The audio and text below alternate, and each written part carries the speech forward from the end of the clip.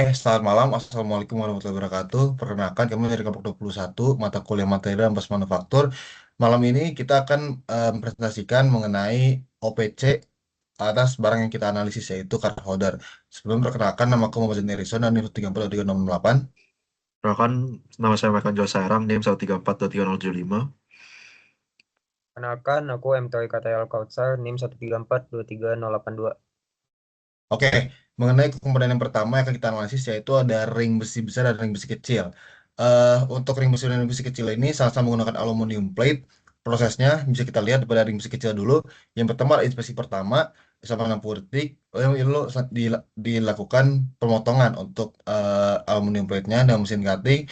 Lalu lanjutkan dengan rolling diameter lingkaran dan mesin rolling selama 300 detik. Lalu dilakukan turning diameter luar menggunakan mesin bungkus selama 240 detik. Lalu dilakukan mesin milling eh, menggunakan mesin milling selama 1 detik. Lalu dilakukan filleting menggunakan mesin milling selama 1 detik. Dan yang terakhir dilakukan finishing permukaan agar lebih halus dan lebih menyesuaikan dengan bentuknya selama 1 detik. Dan dilakukan inspeksi terakhir atau pengukuran akhir selama 60 detik. Jadi apa saja yang dilakukan pada material aluminium ini adalah turning, milling, dan filleting.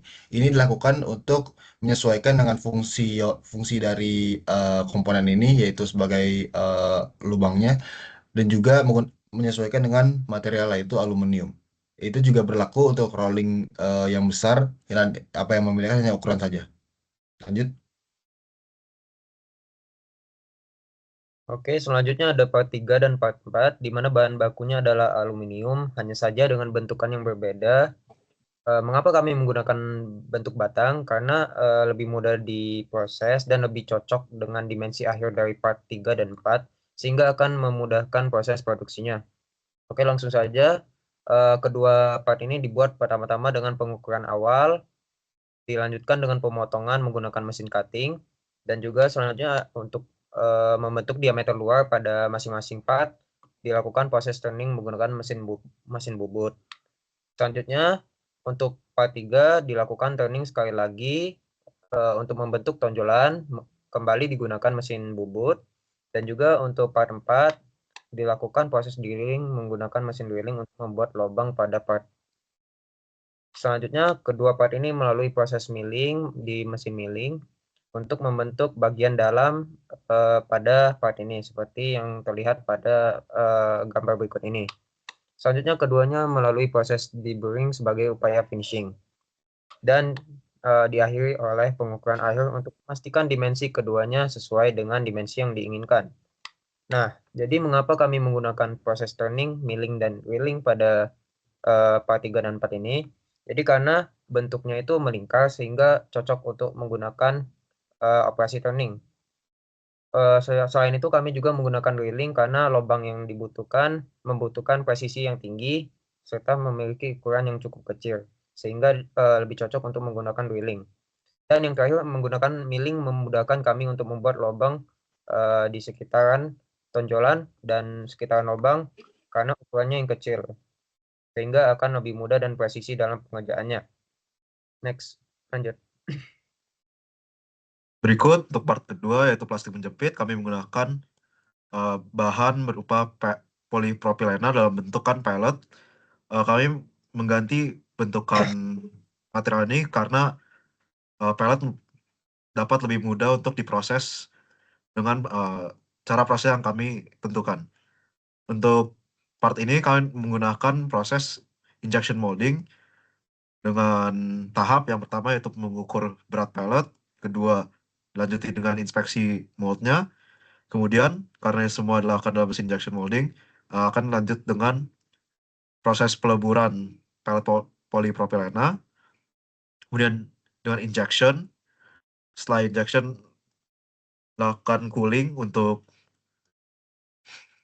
mengutuhkan hasil injectionnya, dan kemudian dilanjuti dengan ejection, di mana hasil akan dikeluarkan dari mold, dan terakhir merupakan proses deburring sehingga sebagai proses finishing dari hasil part ini. Yang terakhir akan dilakukan pengukuran akhir untuk memastikan part sesuai dengan ukuran yang diinginkan. Kemudian untuk pertama adalah card holder. Sama kami menggunakan bentukan materialnya berupa pellet. Ini bukan part PVC karena dengan alasan yang sama, karena lebih mudah untuk diproses dalam mesin injection molding. Tahap yang dilakukan juga kurang lebih sama, diawali dengan pengukuran berat pelletnya, lalu inspeksi mold, kemudian peleburan, kemudian injection, cooling, ejection untuk mengeluarkan dari moldnya, deburring, dan diakhiri dengan pengukuran akhir. Untuk kedua part ini, kami memilih untuk menggunakan injection molding karena kedua bahan yang berupa plastik yang lebih mudah untuk diproses dalam injection molding dengan melelehkannya terlebih dahulu. Dan juga untuk yang pertama yang bentuknya rada kompleks sehingga lebih mudah jika dilakukan molding untuk membuat part tersebut.